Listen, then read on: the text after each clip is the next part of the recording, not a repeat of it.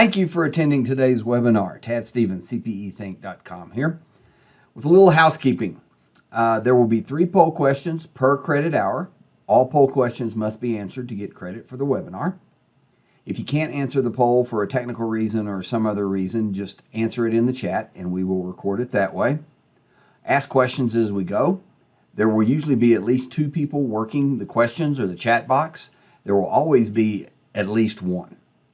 To get your certificate of completion, if you will look at the screen here, this is what your Take Exam column will look like before you complete the webinar or before it's over. After the webinar is over, give us about 30 to 60 minutes and we will have it up, the system updated from the webinar provider, and it will look like this so that you can get your certificate of completion. If you have any support issues, just click the chat bubble down at the bottom, open a new conversation like that, and we'll get it taken care of, or send us an email to service@cpethink.com. Thanks a lot.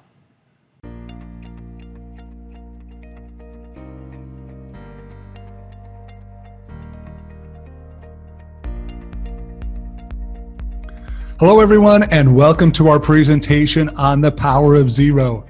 My name is Dave Hall. I'm the Prosperity Guy. I am so excited to be with you today to share with you how you can get yourself and your clients to the 0% tax bracket and transform your retirement. Now, before we get into the details of today's presentation, let me share with you some information about myself. I was born and raised in Southern Utah. I ended up getting my master's degree from Southern Utah University. And then I went from there and started working in Las Vegas, Nevada, which is where I have spent the majority of my career. Now, in 2015, I took my family and we moved to the beautiful island of Puerto Rico, which is where I've been for the last 4 years. Now, you need to understand that most of my career has been spent looking for little-known tax strategies that I could share with others to help them not only save money, but to also help them be able to prepare themselves for the future. Today's presentation is about one of these strategies. Today, I'm going to educate you on the current situation in America, as well as give you some ideas of how you can improve not only your own retirement plan, but also retirement plans for any of the clients that you work with to help you be better prepared and to help you save money in the long run. So with that, I would like to get started here. I love to start my presentation with a quiz to go through some questions. These are not questions that you need to answer on your computer. These are not poll questions that are going to give you some type of credit for this presentation. These are just questions to get your mind thinking. I like to get you engaged as we begin talking about these important retirement topics. My first question for you is, what is the highest marginal tax bracket in the history of America? If we go back to when taxes were first legalized in 1913, from then until 2020, what's the highest marginal tax bracket that we've had? For those of you who guessed 94, you are correct. In 1944 and 1945, the highest tax bracket was 94%. If you made more than $200,000, you were subject to the 94% tax bracket. Now, you need to understand, back in this period of time, $200,000 was much like having $3.2 million in today's money. So can you think of anyone that would have lived during that time that would have been an actor turned politician living in the state of California that may have made this much money? Yes, you are correct. That individual is Ronald Reagan. If you go back to his biography, you will learn that he made $100,000 per movie. As a result, he only made 2 movies per year, because if he made any more than this, he ended up giving 94% of the money that he made to the federal government, and pretty much anything that he had left ended up going to the state of California.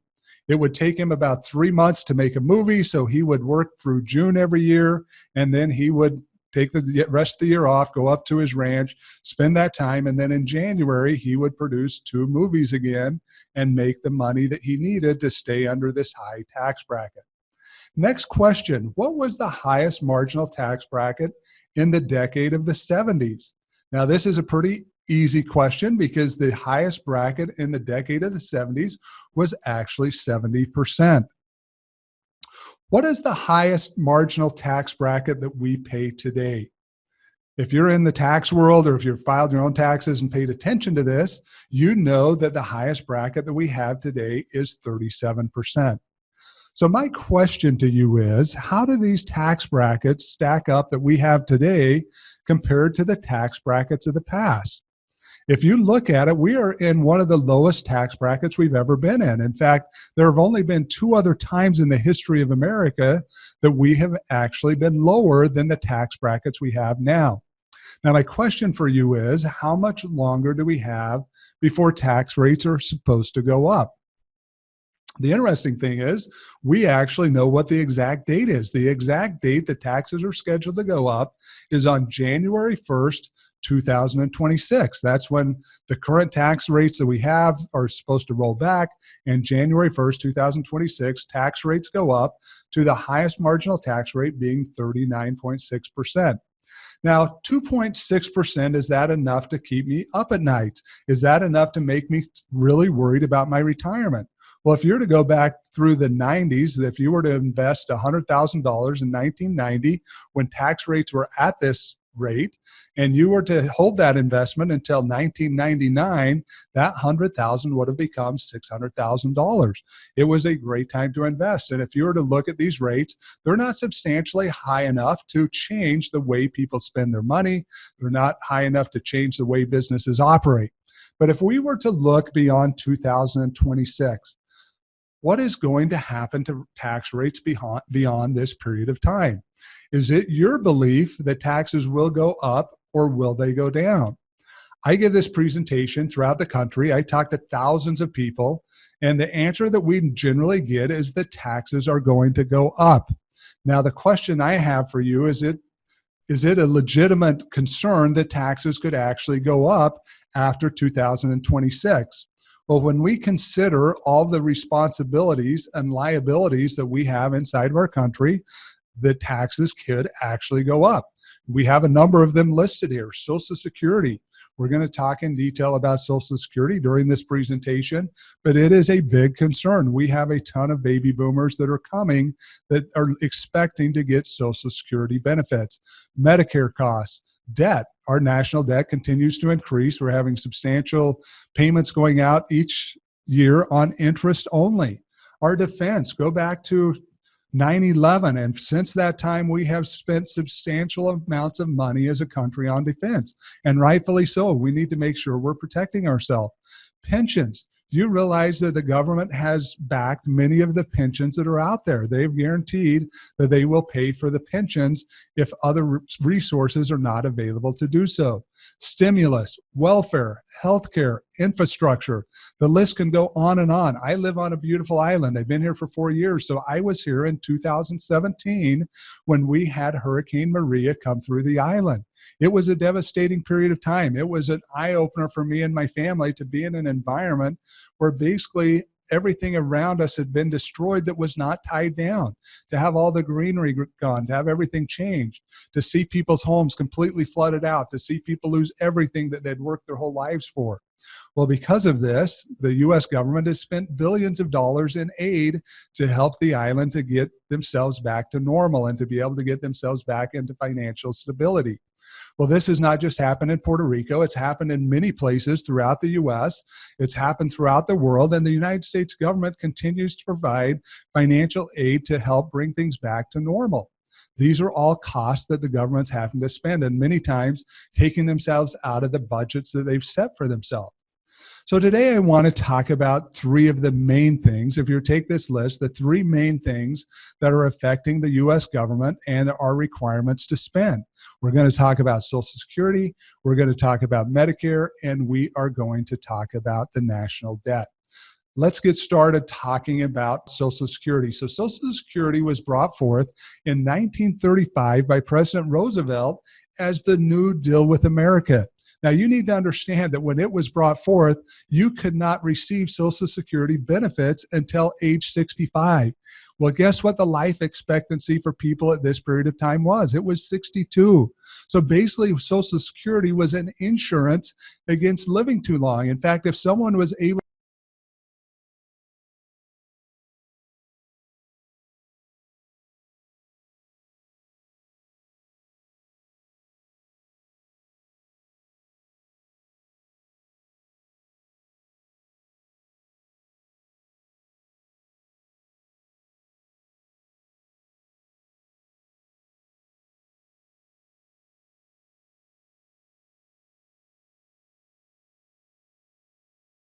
to receive Social Security, the average period of time that they would receive these benefits back in 1935 was for 2 years. So in addition to having a short period of time, we also had 42 workers contributing for every one person receiving benefits. Well, now let's fast forward to 2020, and we are in a situation where now, if you live beyond 62, do you realize that your average life expectancy is 85 years old, that you have 23 years that you could collect Social Security benefits? Compared to the 2 years that it was originally set up for, this is a substantial amount of time. This is 1/4 of many people's life expectancies. So if you take that, in addition to the problem that we have of only having 3 workers for every one person contributing, and within the next 10 years, we'll be down to 2 workers for every one person receiving benefits, you can see where there is a financial problem. The US government has not changed the system to turn it into the retirement account it should be. They've not funded it correctly to allow this to happen. So as a result, the current projections is that Social Security will go bankrupt sometime around 2030. We've got about 10 years before it's scheduled to go bankrupt. Now, does Social Security ever completely go bankrupt? No, the US government will step in. They'll ensure these benefits go forward. But we are in a situation where we need money to be able to fund these retirement programs and to fund what Social Security has become. Now, what has caused this problem with Social Security? You've got to understand that if we go back to the Great Depression, to World War II, there was a great period of uncertainty. Well, the soldiers coming back from World War II were now coming into an environment where they were wanting certainty. And so they began doing something at a rate that has never been done in the history of America. And what they began doing was they began having children. There were 78 million children born during 1946 to 1964. Now, the big problem that they created is these 78 million baby boomers did not end up having the same number of children as their parents did. In fact, they ended up having 32 million less children. So it created a demographic glitch.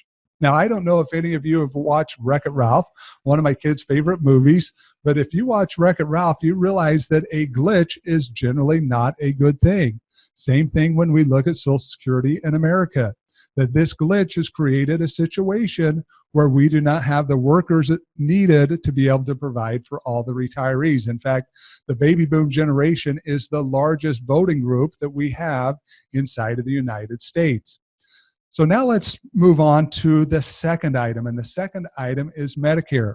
So let me give you some basic education on the way Medicare works. Maybe many of you are very familiar with this already, but if you're not, be aware that there are basically 4 parts to Medicare.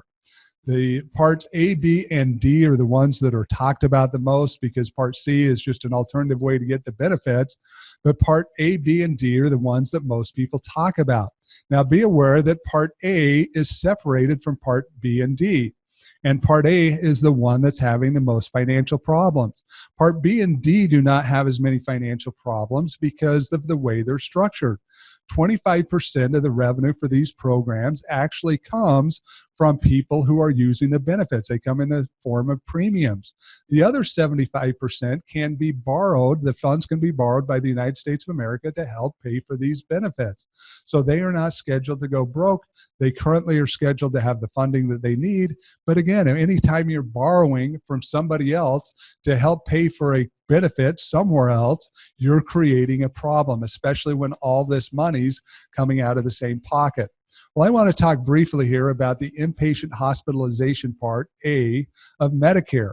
Now, you need to understand with the way that it is funded, if you were to look at the 2019 Medicare trustee report that's produced every year by Medicare trustees, they are projecting that this will go bankrupt by the year 2026. If you look there to the right, you can see that it starts going negative, the funds available for this program in 2026. So what is causing this? Why are we having such a big issue with Medicare? Well, there are 2 main causes that are happening. Number one, the cost of medical services are going through the roof. If you work in the medical industry, or even if you've gone and seen a doctor, if you've been hospitalized, or you've had to buy prescriptions lately, you realize that the cost of medicine is far outpacing inflation, that the cost of it is skyrocketing. And as we look at the next 5, 10, 20 years, the expectation is that these costs will continue to skyrocket. As a result, it just continues to put a larger burden upon the American tax system and the resources that are available to pay for it. The other big issue that we have coming is that there are over 50% of the baby boomers who are still coming. Now, you've got to realize that the baby boomers, many of them have put off retirement because they're feeling healthy, they want to work, they want to stay involved in the economy, but also that the majority of the baby boomers were born during the last 10 years of the period between 1946 and 1964. They were born during the last 10 years. So we've got over 50% of the baby boomers still coming. So we've got this substantial liability that's still sitting out there that we've got to be able to deal with and pay for. And this is where we're creating issues in the Medicare system. Now, the third thing that I wanted to talk in detail about here was the national debt. Now, all of us can go onto the internet. You can see what the current national debt is, but it's $22+ trillion at the time of this presentation. Now, if you look at it in general, it becomes very concerning as you start breaking it down per individual and per taxpayer. You can see the numbers here that for every citizen inside the United States, it breaks down to a $68,000 per citizen liability or a $144,000 per taxpayer liability. This is hugely concerning when you look at it in regards to your own family. If you were to pack that much additional debt onto your own current situation, could you afford to handle the debt? Well, I have 6 children. I am married. I have a spouse. There's 8 of us in our family. I'm not super excited that I have a responsibility if it were allocated individually, which is not the way they do it, but that there's theoretically a responsibility for me of $68,000 for each of us, for all 8 of us. Now, if this was the only issue that we had, if we were to manage our spending, if we were to cut costs, if we were to increase taxes, the reality is we could get ourselves out of it. But there is a far bigger problem, and it's a problem that many economists have brought to the attention of many of us that study this stuff, that get involved in the world of economics, and that is the U.S. fiscal gap. What is the U.S. fiscal gap? This is the gap of the liabilities that the government has that they have not accounted for on their financial statements. The $22 trillion is all that is being accounted for on the financial statements of America. This other amount are the unfunded liabilities that we have that we do not have the resources to be able to pay for. So what do these economists do? They basically look out 75 years into the future. They project what the liabilities will be for Social Security, Medicare, national debt, all the other programs that the government's responsible for. They project based upon current tax rates the amount of revenue that the U.S. government will bring in. And what they have proven is that there is a gap, there is a liability that the U.S. government has between $120 and $200 trillion that needs to be funded in the future. This is growing at $6 trillion a year, which is very concerning. And if you talk to any of these economists, their concern is that we do not have sufficient resources to be able to pay for these unfunded liabilities that are coming up in the future. So this gives us an idea as we look at it of the situation that we're in, but where's all this money going? Well, it basically goes, the majority of it goes to 4 things: Social Security, Medicare, Medicaid, which we haven't talked about, basically is the state-funded Medicare medical program, and interest on the national debt. Anywhere between 84 and 92% of our government dollars go to these 4 items. So where does the remaining 8 to 16% go? The remaining 8 to 16% must cover all of these other programs. And if you look at this list, it is huge. There are so many other programs that the government is responsible for. One of the biggest being our own national defense. There is a large portion of the remaining budget that goes to cover national defense. Look at FEMA. Again, I mentioned earlier about the natural disasters that are happening throughout the world. As a result, the U.S. government is going out of budget, increasing our national debt to be able to pay for all of these additional costs and for all of these things that need to be covered to ensure that the U.S. continues to operate the way that it has in the past. So if we look at this situation, if we look at this circumstance where our fiscal gap, our national debt, our Social Security, Medicare have so many responsibilities that we need to fund, what are our options? What options do we really have out there? Basically, the US government can do one of two things. They can either cut spending or they can increase taxes or do some combination of both. My question to you is the government good at cutting spending? We are in one of the best economic times we've had in a long time, and yet we still are increasing our national deficit by over $1 trillion, almost $1 trillion per year. This is $8,000 per family in additional debt that's getting added on. As you can imagine, we cannot continue to do this forever without having a situation where the national debt will be so large that the interest on it will consume all the resources that we have available, that we will have nothing left to even pay for Social Security, Medicare, or these other things. How many of you know who this is? How many of you know who David Walker is? Well, David Walker is what I call the CPA of CPAs.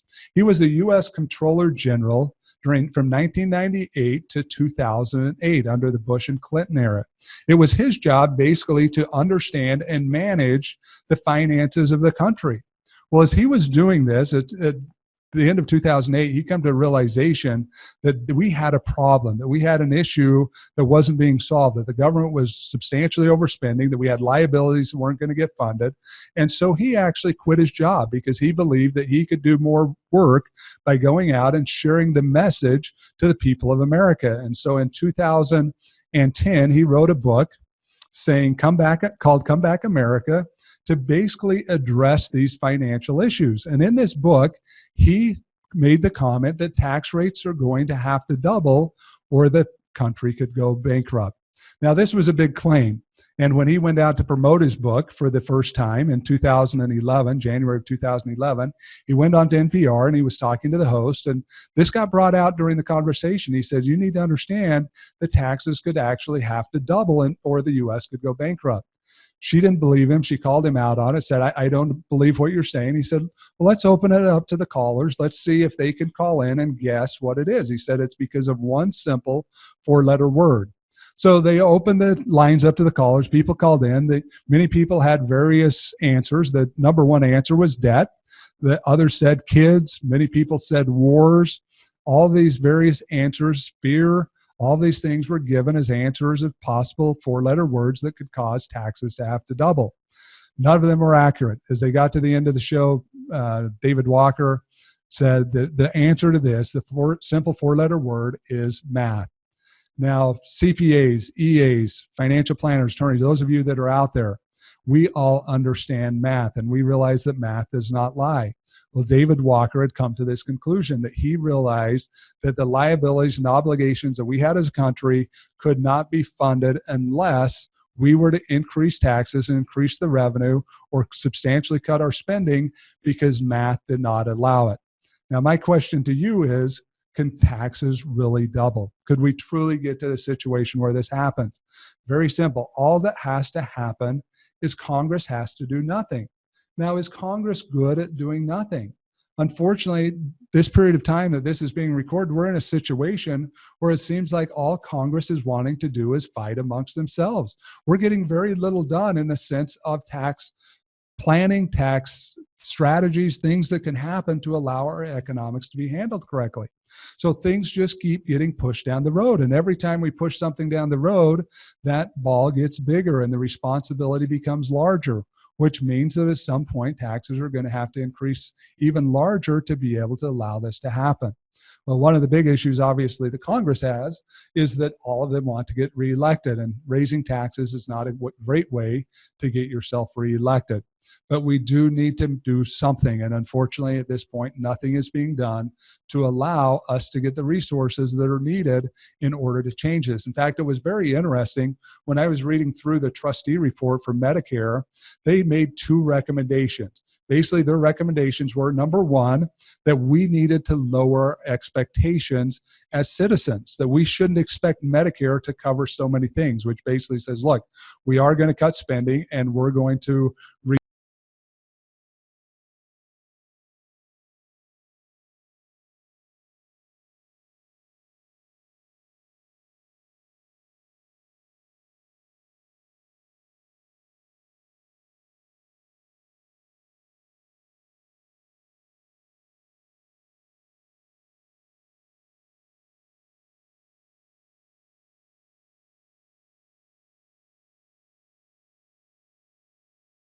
reduce the amount of benefits that people are expected to get out of here. The second one was, as they said, that they should roll back the ridiculous tax cuts that happened in 2017, that there was not enough money being collected in order to pay for the program, and the taxes needed to be raised to do this. So now let's talk cartoons. Let's take a little break here, a little mental break. Wanted to talk to you about cartoons. How many of you were raised watching the Roadrunner? I know that I was. Every Saturday morning, got up very early, 6 o'clock every Saturday morning, like clockwork, to go in and watch cartoons. It was my favorite day of the week. It was my favorite time to be able to just sit there and enjoy the cartoons. And one of the cartoons that I watched was the Roadrunner. Well, when you watch the Roadrunner, you realize that there is someone else in the Roadrunner that is a critical part of the show, and that is Wile E. Coyote, super genius. Wile E. Coyote's job was always to try to kill the Roadrunner. He was always trying to get the Roadrunner killed. Well, on one episode that I was watching, Wile E. Coyote was going to build a bomb, which was made by Acme. He was doing it in a shed that was made by Acme that was going to kill the Roadrunner. Well, he was so intent on building this bomb, he did not realize that the Roadrunner had actually pushed the shed onto the railroad tracks. He continued to build the bomb. He was doing his thing when all of a sudden he realized that a freight train was bearing down on him and was going to hit him in the shed.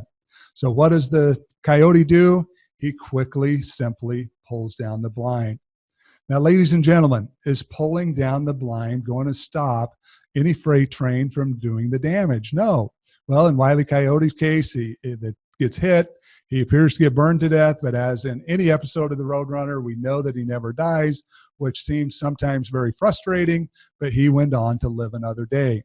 Now, was that the wise decision for him? Well, let's compare that to a gentleman from Utah, from an article that was in the USA Today. Let me share that story with you. A man from far west Utah managed to bail out of his car that was stuck on a railroad track before the vehicle was struck by a commuter train going 55 miles per hour. Danny Olson, 62, said he took a wrong turn and got his 1998 Nissan Sentra stuck between the rails Monday evening. When he saw the train lights approaching in his rearview mirror, he decided to get out of the car. Now, ladies and gentlemen, what is the appropriate response when we have a freight train bearing down on us, or even a commuter train? The best response is to get out of the car, to get away, and to protect ourselves. Well, unfortunately, ladies and gentlemen, we are in a situation where we have a freight train of taxes bearing down upon us, and the society is not prepared for this. Now, what is the current financial situation of most Americans? You need to understand that 78% of Americans have no written retirement plan at all, and that 66% of America is afraid they will run out of money before they die. Now, this is very interesting to me because this is actually the biggest concern of retirees now, that they're going to live too long. Who would have ever thought that that would be the biggest concern? Historically, it's always been death and taxes. Well, now the biggest concern is that they're going to live too long and run out of money and not be able to maintain any type of lifestyle for themselves and be in a situation where they will have no solutions to be able to provide for their financial needs. Well, now these are the people that are not prepared. What about the 22% of Americans who are prepared? What do their retirement plans look like? Well, basically, most of these people are putting their assets in traditional IRAs, 401ks, defined benefit plans, and pension plans. What they are basically creating is what I like to refer to as the government pension plan or the government retirement plan. Now, what's wrong with that? If we're building a government plan, this is what the government's wanted us to do for the last 50 years. They changed the laws to allow us to do that, to do this. What is wrong with a government retirement plan? Well, the biggest issue is that if tax rates are expected to go up, we are in a bad situation. Now, you need to understand that when you talk about deferred retirement plans, that is exactly what it is. It's not a deduction. Oftentimes we get this confused that when we're talking to clients, we tell them we can get them a deduction for their retirement account. That is not true. A deduction is something like automobile costs, Meals costs, maybe travel costs, all these other business expenses or cost of goods sold. These are legitimate deductions because you take them, reduces your income, and there's no future liability. Well, when you have a deferred cost, such as a retirement plan, you are deferring the taxes till the future. Well, what if taxes are going up? Basically, it's like getting a loan from a bank. You want to go in and get a loan to buy a new home and letting the bank set the interest rate after the loan is completed, telling them to basically send you a bill at any time. They can raise or adjust the rates whenever they want and that you will pay that loan. Ladies and gentlemen, you know that you would never accept a loan like that, but basically that's what we're doing when we're putting our money and our clients' money into these type of deferred assets because we have no idea. Now, the standard knowledge, standard philosophy, I shouldn't say standard knowledge, but standard philosophy is that tax rates will be lower when we get to retirement. Well, I want to share some answers with you that make it to where I don't believe that's going to be the case for most of us once we get to that point. I want to spend the rest of the presentation talking about solutions and helping you better understand the solutions that are out there. Now, you need to understand that there are millions of investment options. But the cool thing about it is all of these options can be fit into 3 buckets. And I'm going to share with you a simple 3-bucket system, how it works, how you can use it to prepare yourself for an environment where taxes could go up and where they could actually double, to prepare yourself so you're not subject to this tax risk that could cause you to run out of money substantially quicker than you were expected to. Now, bucket number 1 is our taxable bucket. Inside of this bucket, we are going to put things such as savings accounts, CDs, money markets, stocks, bonds, and mutual funds. Now, how do we know that this bucket is our taxable bucket? Because we're receiving 1099s from the companies we've invested with, letting us and the IRS know that the income from these investments are taxable. Now, what is the purpose of this bucket? The real purpose of this bucket is liquidity. We want to be able to have access to money and resources in case there's some type of an emergency. So the big problem, though, is that most people overfund this bucket. They get set on the fact that they want more liquidity than they necessarily need. What is the correct amount of money that we should put in this bucket? You can talk to financial planners all over the country, and this is the one thing they actually agree on. What they actually agree on is that we should only put 6 months of emergency money in this type of account. So by doing so, this is allowing us to have the liquidity we need, but not subjecting us to other risks, such as tax risk, as well as inflation risk. One of the other things you need to realize is that most money that is in a liquid account is generally not making that much money, and at times may not even be exceeding inflation. I have one of my clients who has millions of dollars, but he is afraid to take any risk. So he leaves it all setting in a savings account with one of the large banks. I laugh at him every year because one of the accounts has over $1 million in it, and he is making $94. Inflation itself is going faster than this. So even though he thinks he's not losing money, the reality is he's losing money every year. And I keep telling him that. It's like, you should not be putting these type of assets in liquid funds because all it's doing is reducing your buying power of that money going forward. You do not need to have it in this secure of an investment. So bucket number 1, all you need is 6 months of emergency fund. Now, bucket number 2 is our tax deferred bucket. And we talked about this before. Tax deferred is not a tax deduction. Tax deferred is we put money into traditional 401ks, IRAs, 403bs, annuities, and they become taxable in the future. We're just deferring that tax. So why do people invest in these type of investments? Why do they put money in this type of bucket? Because they do get a deduction up front. They are able to defer that tax, and people love that. Many CPAs, many EAs use this as a way to sell their business to the clients. They talk about the deductions they can get them and the amount of tax they can lower as a result of putting these type of plans together. And therefore, clients end up doing it. They're being told that this is what they should do. Not only by us, it's not only by the accounting industry, they're being told by bankers, they're being told by the government, they're being told by a lot of people that this is where they should put their money. Well, what's the problem with this type of an investment? Well, one of the biggest issues that we have is if taxes are actually going up, we have a problem. We're taking deductions at a much lower bracket and putting them in a period when people can least afford to pay additional tax at a much higher bracket than they would currently be paying. Another issue that we have is most of these assets are very hard to get a hold of without paying substantial tax and paying some sort of penalty. They're very non-liquid in being able to access these assets.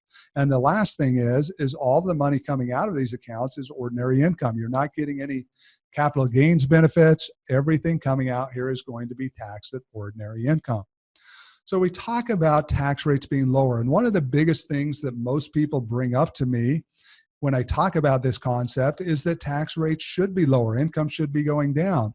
Well, there was a lady that called into another radio show, and she was talking to the host about her tax situation. And she said, hey, I can't understand why I'm paying so much tax.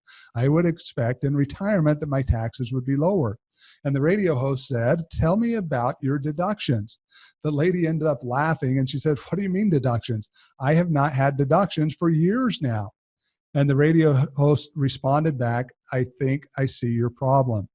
Although our income in and of itself may be lower in retirement, we need to understand, ladies and gentlemen, that we are losing many of the deductions that we've had during our earning years. For many of you, you had a home mortgage interest that you were able to deduct at some point in your life.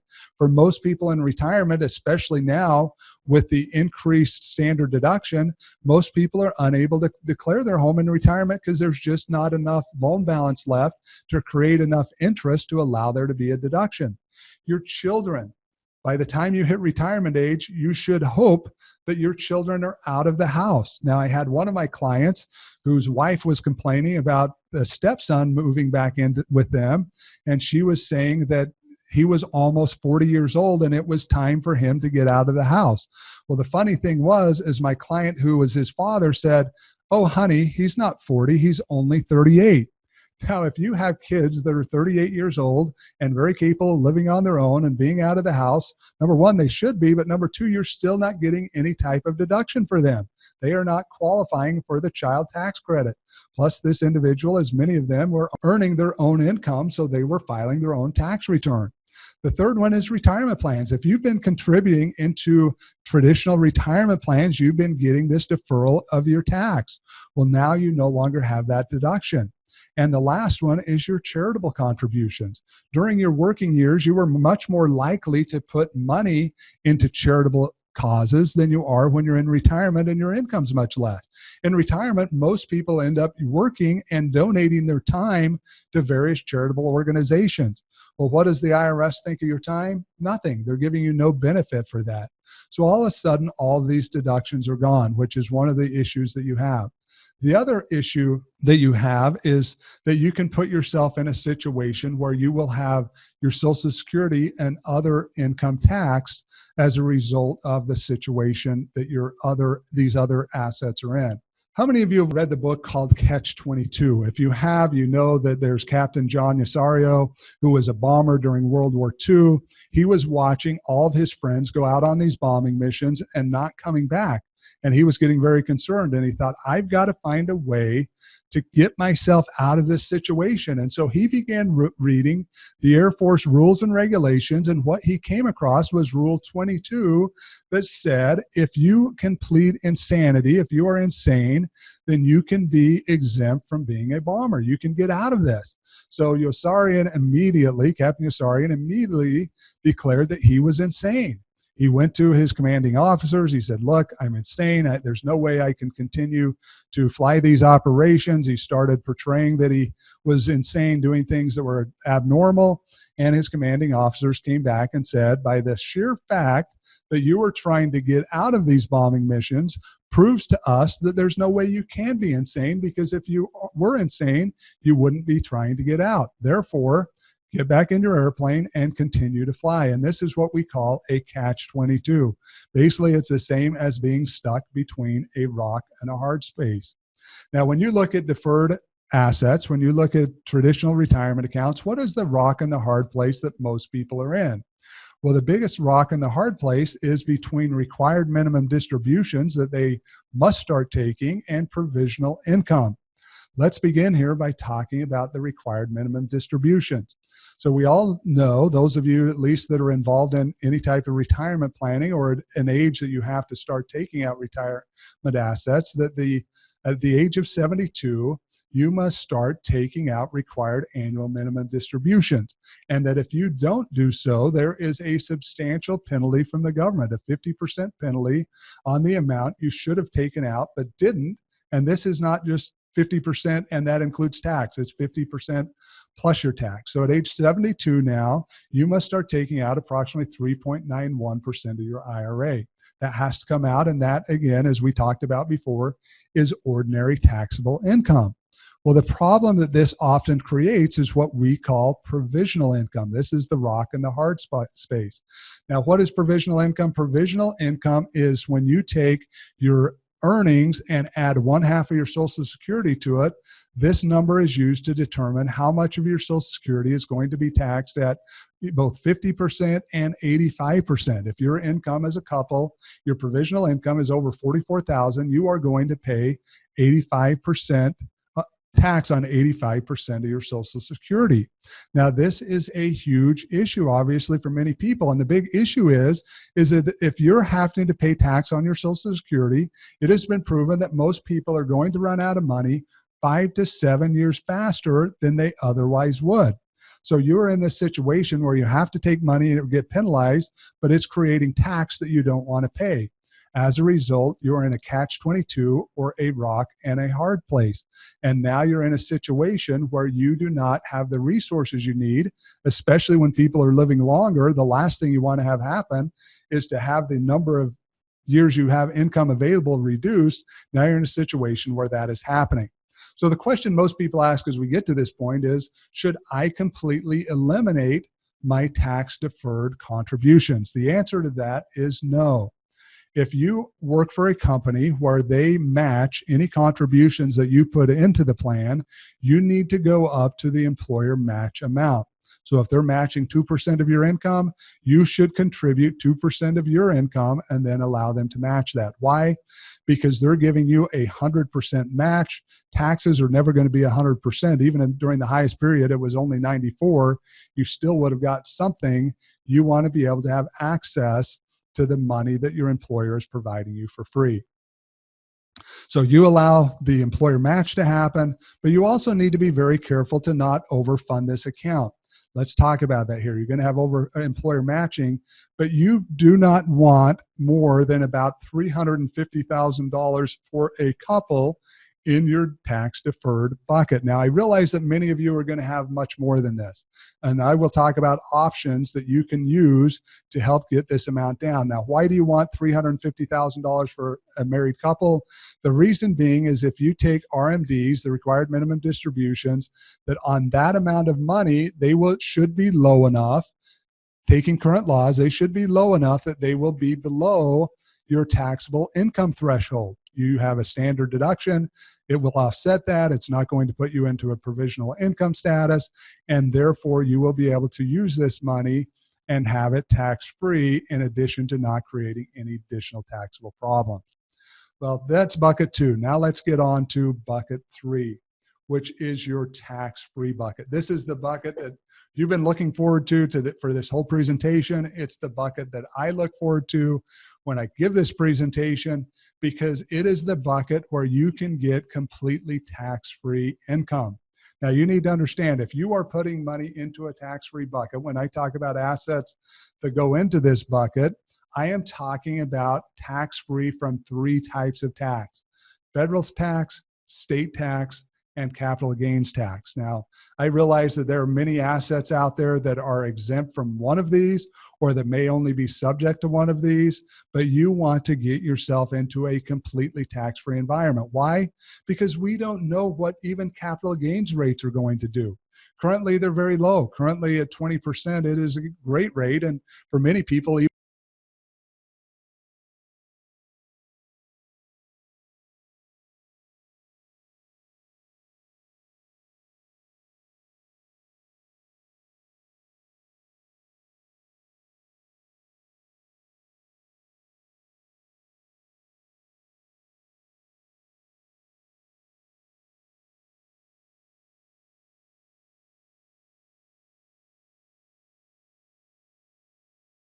even under that at 15%, it is a great way to be able to lower your tax burden. But in the future, we don't know what these rates are going to be. So rather than try to guess what the rate's going to be, why don't we prepare ourselves by getting the appropriate investments we need that are completely tax-free from these types of tax? Municipal bonds, other assets like that, you need to be very careful. They're not completely tax-free. Again, even in states, we don't know what's going to happen. Many states are struggling with their budgets. We see places like California that's got very high tax rates. We don't know what these states are going to do to create and increase taxes, so we need to do everything we can to get ourselves into a tax-free status. Now, there are three things that I want to talk about, three different types of assets that I love to go into this tax-free bucket. The first one of these is a Roth IRA. Now, many of you may be using these already. Some of you probably aren't. And my guess is that most of you are not using them the way that you should be. Roth IRAs are great because you can contribute annually. You can put money into it every year. You have an increased liquidity over your traditional plans because of the fact that you're putting this money in and paying tax on the contribution.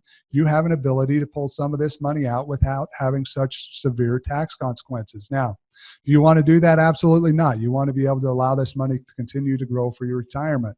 The other great thing is it gives you tax-free growth. So if you are in an environment where taxes are going to be higher in the future, this is a simple answer for you.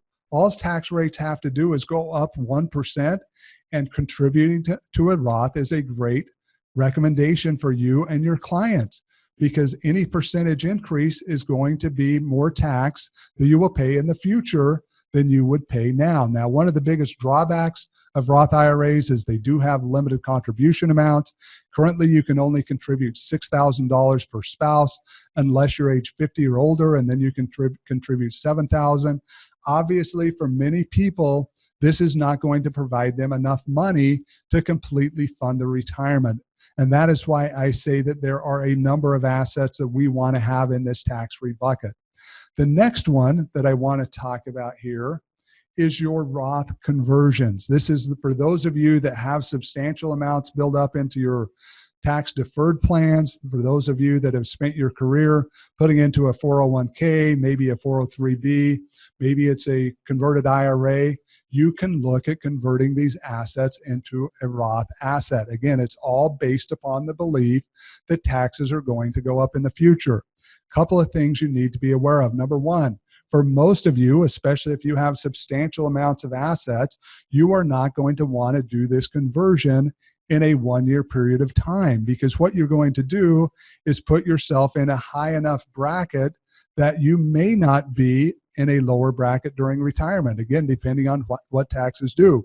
Now, if taxes double, yeah, the reality, you probably still will be in a higher bracket in retirement than today. But you don't have to do it all in 1 year. There is a little known rule called 72T in the IRS code that allows you to spread this contribution or this conversion over a multi-year period of time. So if you have a substantial amount of assets that have been built up, you're looking at converting them over, want to make sure you get the right advice and that you do it properly, that you're not creating a current tax situation, because you've got to understand too, one of the problems that you have when converting an IRA or a other type of plan into a Roth is that you're going to have to pay the tax immediately. And that if you have to use money from that retirement plan to do it, it's going to be a distribution, you're going to have tax, and you're going to have penalties. So you want to do this very wisely. You want to do it as part of your overall plan to make sure that you're not creating additional either tax issues for yourself or financial liquidity issues for yourself. The third item I want to talk about is an item that is also part of a little known tax code, that where an investment is treated differently than any other investment. Now, you need to understand with this type of investment, there is no pre-59.5-year penalty. You can pull this money out at any age as long as you build up cash value inside of this investment, as long as you've met the requirements of the company who puts the investment together. You can begin pulling money out without any prepayment penalties to the IRS. The next thing is you need to understand that there are no 1099s for this asset being given to the IRS. The company you are investing with is not sending a 1099 to notify the IRS of any taxable income because the assets inside this investment are growing tax-free. It also allows for tax-free distributions. Like I mentioned when we talked about the pre-59.5 penalty, that if you get yourself to a point that you have enough assets built up, you've met the requirements of the investing company, you can then pull money out against this investment and you can do it tax-free. You don't have to worry about paying any state tax, any federal tax, or any capital gains tax on the money that you're pulling out. There are also no contribution limits. You're not restricted like an IRA to only $6,000. You can put thousands and thousands of dollars into this investment product. There are no income limitations. You don't have to worry about having restrictions like the Roth has because you make too much income. Anyone can put money into this type of investment. And in reality, from what we've seen in the past, there is no legislative risk. Now, I get called on this once in a while when I give these presentations. People say, how in the world can you say there's no legislative risk? We have no idea what the future is going to hold. Well, the only thing I have to go back on is history. In 82, 84, and 88, the IRS tried to change the rules governing this type of investment. And each time they did, they grandfathered in anyone who already had this investment because they realized that all the money going in they had already paid tax on, and that the structure was designed that if taxes were to have to be paid, the structure would not work long term. So that's why I say there's no legislative risk. Again, we cannot 100% guarantee that something won't change, but if history proves to be how the future works, then there is no legislative risk of this type of investment. Now, you do need to understand that if you are going to get into this type of investment, that there is going to be a cost of entry. And this cost of entry is the cost of a term insurance policy. Basically, what you are buying is permanent insurance that has a cash value. And to do that, you've got to be willing to spend money on a term policy that will then allow you to invest the remaining amount of your investment into the cash value. Now, all of this is governed by IRS rules and regulations. You want to make sure that your amount of insurance matches up with your contributions to where you don't create a modified endowment contract, which if you do will change the tax structure of this investment. But what this is basically what we call a life insurance retirement plan. That you're buying this small amount of term insurance that's decreasing over time, and you're putting the rest of your investment in a tax-free asset that will grow tax-free and allow you to pull out the money tax-free. Well, many people did not like the fact, and many people even today don't like the fact that they've got to buy term insurance. In fact, many people are in a financial position that they do not need insurance. So what did the insurance companies do? They said, okay, we're going to make the pot even better for you. We're going to make you buy term insurance to make this work. We're going to offer you a benefit, and this benefit is absolutely an amazing benefit for those who are getting to retirement age, and that is that they would allow a long-term care rider to be added on. Now, I want to take a second and have you look at this picture. We've got a guy here who looks like he's really maybe not even that old, maybe his late 50s, that is being given water by this beautiful nurse. Let me tell you, I have been in dozens of long-term care facilities, tons of those homes. This is not what it's going to be like. So if you think that your $82,000 a year or your $150,000 a year you're going to spend on a private room is going to buy you this type of care, that is not the situation. The situation is, though, that over 70% of individuals are going to have a chance of needing long-term care in their lifetime.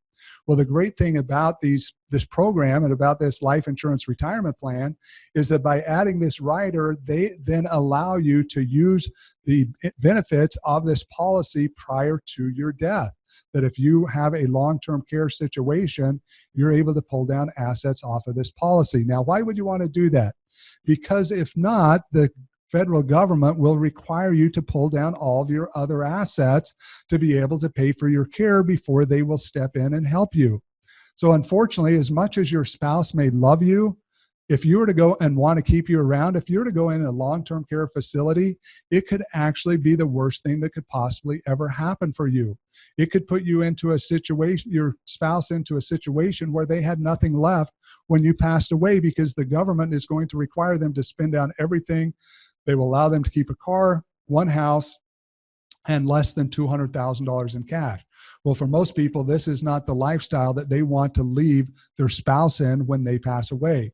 Therefore, they want to have some type of long-term care coverage. The problem with long-term care insurance itself is that you're going to spend substantial amounts of money for it, and you may never use it.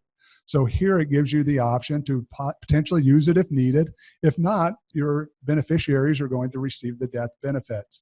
So as I mentioned, this is what we call a life insurance retirement plan. Now, in order to establish the correct life insurance retirement plan, there are 4 things I want to make sure you're aware of that this plan should have. Number 1, your insurance policy should allow for safe and productive growth. When I say productive, I mean that you've got to get more than 1 or 2%, even 3% potentially out of the insurance policy assets that you're investing in. If not, inflation risk is going to eat away at any growth you have inside of here. That being said, you do not want to have this in a very volatile investment. You want to make sure that these assets continue to grow. This is going to help you with your tax-free retirement life. Number 2, you want to have a policy that has low fees. One of the biggest complaints that most people have about life insurance, especially permanent, is the cost of insurance. Well, if you're replacing the policy every 5 to 10 years, yes, it's going to be very expensive because there's a lot of upfront fees. But life insurance policies should not be bought that way. You should be buying a life insurance policy for life. And when you do that, what you find is the fees are very similar to what you would pay for someone to manage your mutual funds or your other investments. It ends up being about 1 to 1.5%, including the cost of your insurance over the life of the policy, because over time, the cost of the policy goes down substantially and they make up for those upfront costs that you ended up paying. The third thing, very important, is you want to have tax-free and cost-free distributions. As I mentioned in the beginning, you want to ensure that you, as the beginning of talking about these type of policies, is you want to make sure that you do not create a modified endowment contract. That will cause taxable distributions. If you don't do that, tax-free, cost-free, you want to make sure you're with an insurance company that is not going to charge you to take money out of your own account. Unfortunately, there are some companies out there that do that. It can become very costly for you to start borrowing money and taking distributions out against your investments and against this policy. You want to be able to do that cost-free, and those actually exist out there. And the last thing it's very important that you have in this day and age is that you have a long-term care rider that is included as part of the policy. So what goes into this bucket? This bucket is going to include the 3 things I talked about: your Roth IRA, your Roth conversion, your LIRP, your life insurance retirement plan, your primary residence. Again, realize right now you have a $500,000 exemption for a married couple on a gain on your primary residence. So this can be a great way. You get to retirement, you want to downsize your home, sell the big house, take the exclusion, and then invest that money back into assets that are tax-free. Put it back into your tax-free bucket. Opportunity Zone, something that's just come out recently, can be a great way to get tax-free revenue into retirement. So a question that I often get is, can I be a good citizen and pay 0 tax? When we have such a financial burden out there, when we have a situation where the government needs money, can I be a good citizen? The answer is yes, because you are paying tax. You're just choosing to pay it today when you know what the rates are, when you know all the facts and circumstances, than paying it in the future at a period of time that you are uncertain what those rates are going to be. You are only required to pay the legal amount of tax required by law. So if we take this, if taxes are going up, where are we now? The reality is, ladies and gentlemen, is we are in the tax cell of a lifetime. We're in a situation where tax rates are never going to get lower, where tax rates will continue to rise, where we're going to have all these liabilities come due, and the government is somehow going to have to figure out how to pay for them. So I have 5 takeaways for you.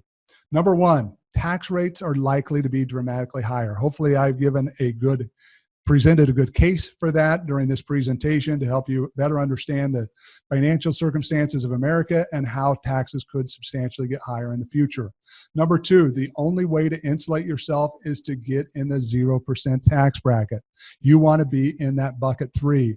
Number 3, you must have multiple streams of tax-free income to do this. Be aware, this is not a life insurance sales presentation. This is not a Roth sales presentation. This is a presentation telling you the assets that you need to have, and you need to make sure you get the appropriate amounts of each to get you in the tax-free bracket during retirement. And you're going to need multiple streams of income to be able to do this. We know the exact day, number 4, we know the exact day tax rates will go up. That is going to be January 1st, 2026. And number 5, the last and final one, this is all great news. Why is it great news? Because we have plenty of time to not only fix our own retirement, but also the retirement of our clients before tax rates get worse. We have multiple years now that we can take care of. Now, that being said, do not wait until December of 2025 to try to solve this problem. If not, if you do, it's going to be too late. You need to get on it now, and you need to start making these changes. Because I want you to get on it now, because I want you to start making changes, I'm going to give you an opportunity to do one of 3 things or one of all 3 things. Number 1, David McKnight, who wrote the best-selling book, The Power of Zero, which this presentation was based upon, partner of mine, he is offering to give anyone who has been on this presentation a free PDF copy of his best-selling book, The Power of Zero. Now, this book has sold over 300,000 copies. It's been on the Amazon bestseller list multiple times. This is a great way to better understand what I've shared with you in this hour presentation. Number 2, if you're at a point that you're ready to start working with the Power of Zero advisor, you're also able to do that. If you've gotten to a point through this presentation that you realize you need to start changing your own retirement plans, we can get you with a certified Power of Zero advisor that can help you start putting together the plan for your retirement. And the third option is to learn how to implement the Power of Zero for your clients. We will give you an opportunity to partner with us so that you can teach your clients about these principles and allow them to start transitioning their lives into the Power of Zero paradigm. Now, how do you get this opportunity? Basically, you just need to email me at dave@etrendsgroup.com with POZ in the subject line, and then let me know which of these 3 or all 3 of these that you would like to have. If you want the PDF of the book, if you want to start changing your own retirement, or if you want to implement in your firm, please just respond, let me know what you want, and then we will get back with you on how we can best help you. Those of you that have questions, usually in this presentation, I have a ton of questions. Be aware, if you put those in the chat box, I will answer those all after the presentation that have not been answered so far today. I will make sure that they get answered via email to you so that you can get your answers there and make sure you understand what we've been teaching. So with that, I would like to finish up here. Thank you very much for being with me. Again, reach out to me at dave@etrendsgroup.com. The email's here on this slide. You can go to our website. You can call us. Whatever it is that you would like to do to get in contact with me, I am here to be a resource to help you better understand the Power of Zero and how you can get in the Power of Zero tax bracket in retirement. Now, why do we like the Power of Zero? Because 0 times 0 is always 0. That no matter what tax rates go up to, tax rate, if you're in the 0% bracket, is always going to be 0. Thank you very much for being with me today. Again, I'll get to all of your questions. Make sure that you get that. Please respond back out with the free opportunities that we've offered to provide to you. And I look forward, hopefully, to talking to each one of you again soon.